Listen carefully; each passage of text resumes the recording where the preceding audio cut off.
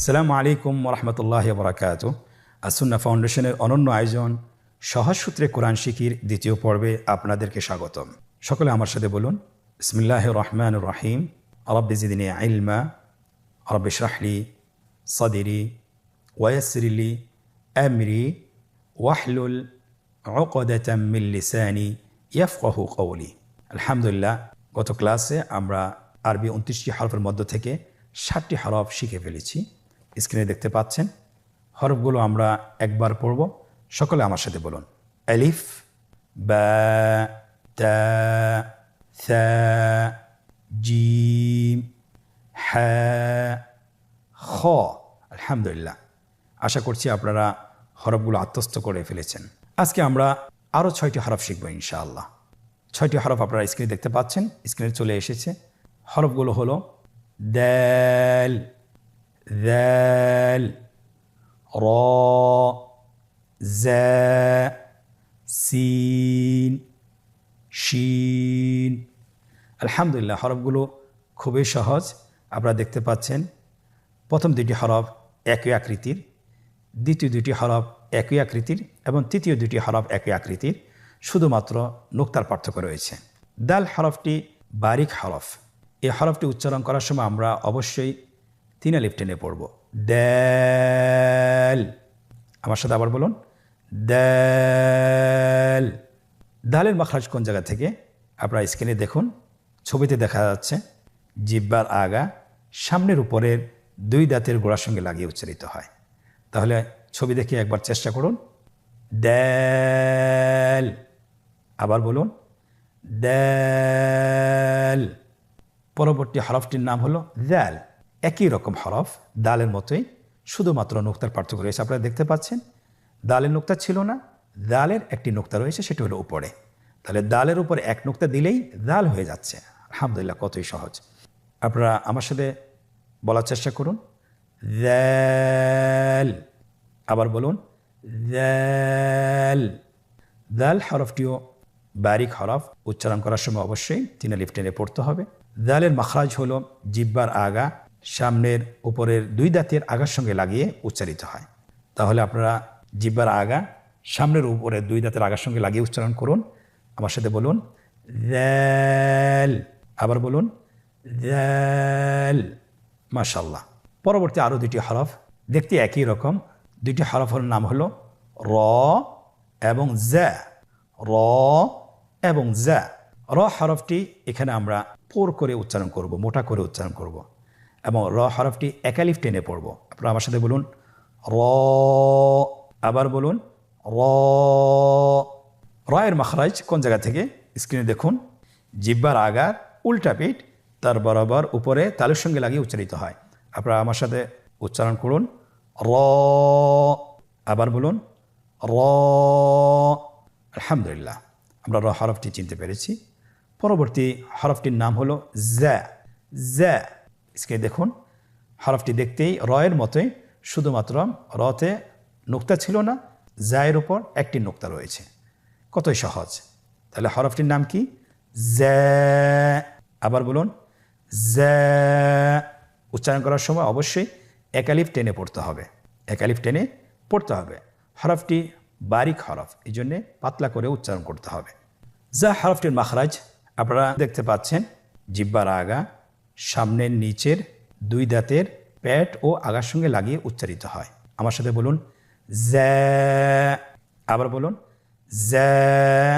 তাহলে আমরা একই আকৃতির 2টি হরফ শিখলাম, র এবং জা। আবার বলুন, র, জা।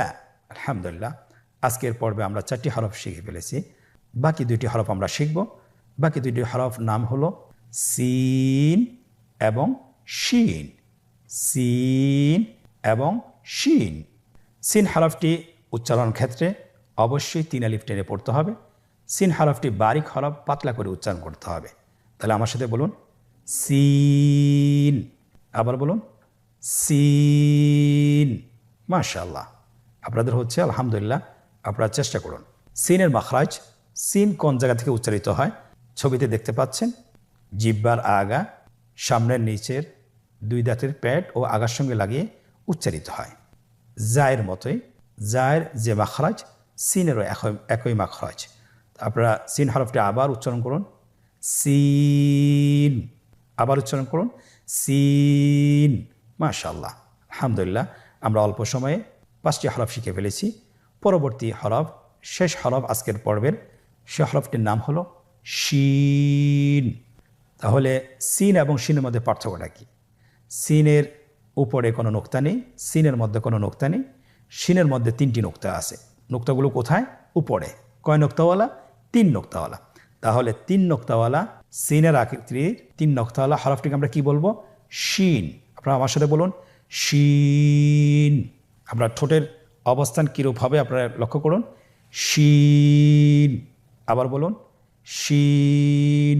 আলহামদুলিল্লাহ, আজকের পর্বে আমরা খুব অল্প সময়ে 6টি হরফ চিনেছি এবং আমরা শিখে ফেলেছি। আমরা শুরু থেকে বলার চেষ্টা করি। দাল, দাল, র, জা, সিন, শিন।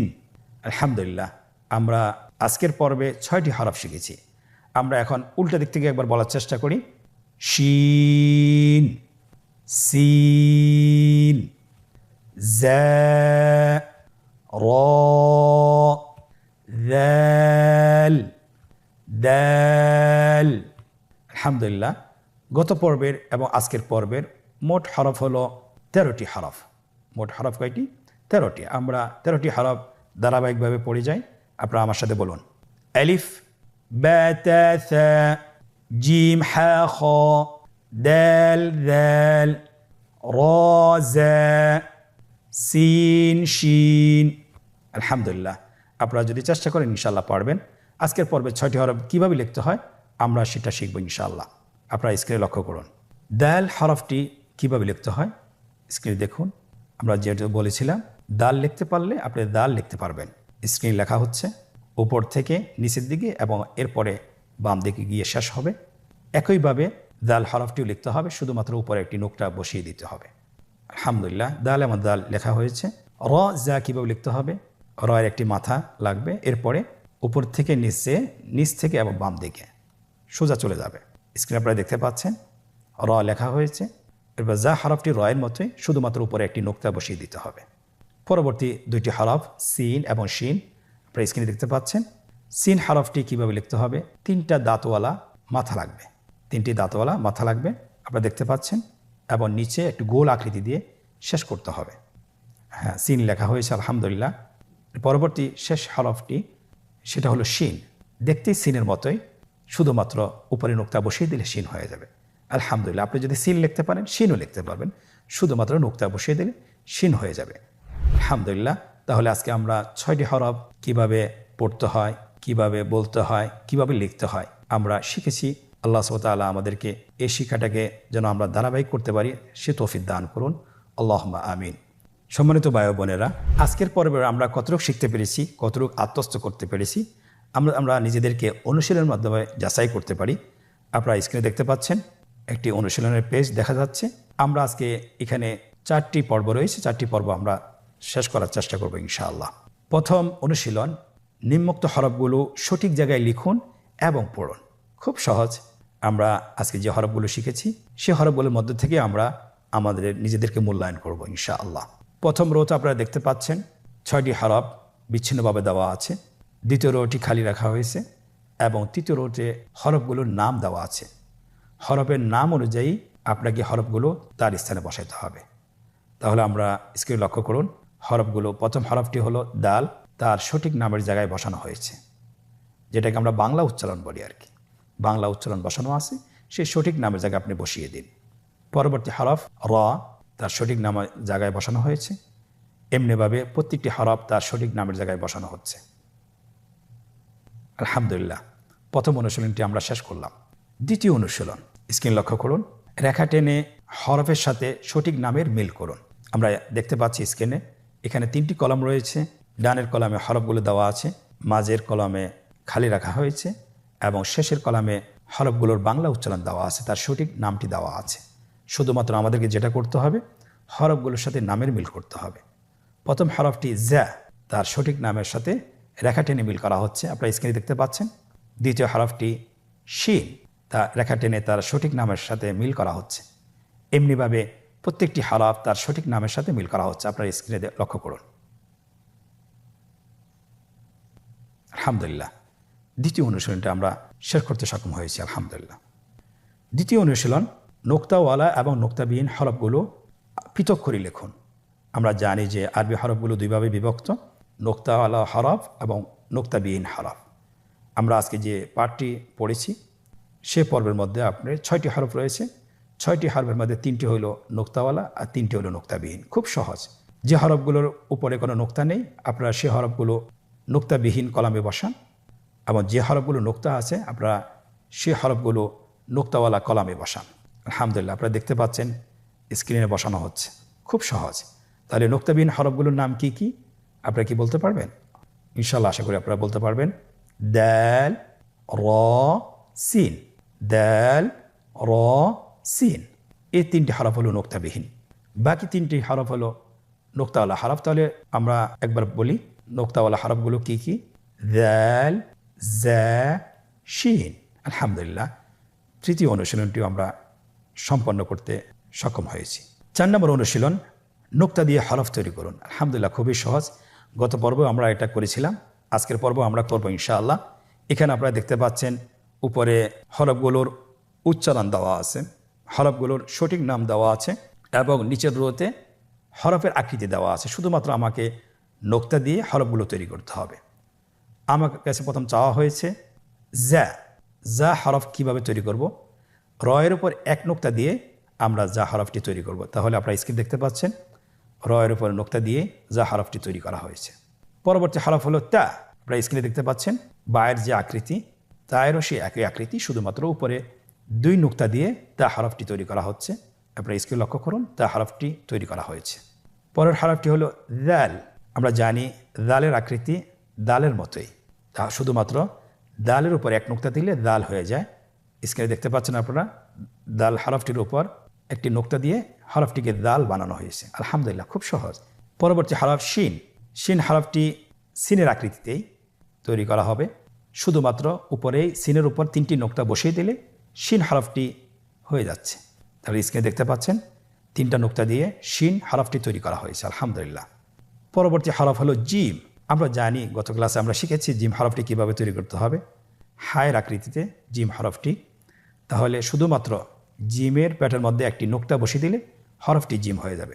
স্ক্রিনে দেখতে পাচ্ছেন পেটের মধ্যে একটি নোক্তা বসিয়ে দিয়ে জিম হরফ তৈরি করা হয়েছে। আলহামদুলিল্লাহ, আমরা খুব সহজেই 4টি অনুশীলন শেষ করতে পেরেছি।